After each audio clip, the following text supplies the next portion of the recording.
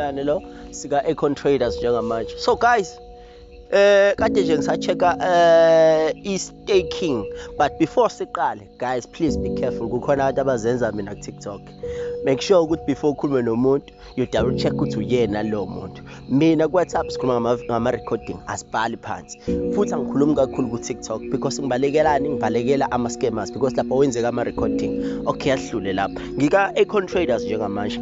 Kade ngichecka i-staking sakhona ukuthi basi update kanjani, and I'm checking the percentage. Ama percentage akhona semahle kakhulu. If you think about it, uma uzostake usustakelani. What is staking? Staking, it is where you stake your cryptocurrencies ukuthi to make extra income eceleni. Hayi ukuthi uhlezi uthenga ama-coin waholdile nje uwabambile ulinde ukuthi akhule. While you waiting ukuthi akhule, you still making some profits ukuthi wena ustakile ama-coin. Yayibona lona. So nayi emnandi ukustake. So njengamanje mawusibuka la niyabona ama percentage ukuthi awafani. Izai South African rand leyo you 9.25%. Bese siza ngeza kwi TRX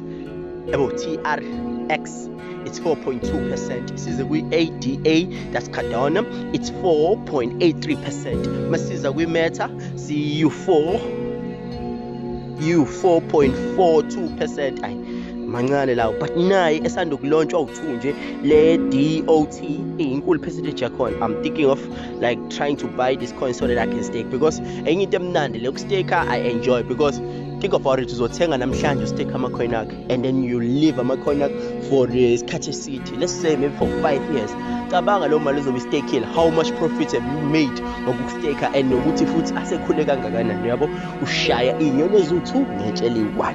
Okay, bese kuthi nayo isalona nayo is coming soon. Ibingakalontshwa ke yakhona, but bazoyidedela nayo siyithola. So guys, ama cryptocurrencies mina ngohleze ngimnika indaba ukuthi kwenzakalani. So ngoba kade ngishilo futhi ama-class okufunda avuliwe njengamanje. Khona nje ngizoshaya kulo mgqibelo because baningi abantu abangu-WhatsApp badinga usizo, bafuna ukufunda because they are tired of ukufaka iy'mali zabo entweni abangayi-understand. You rather learn and then emva kwalokho usuyayazi into oyenzayo. Sibonge kakhulu.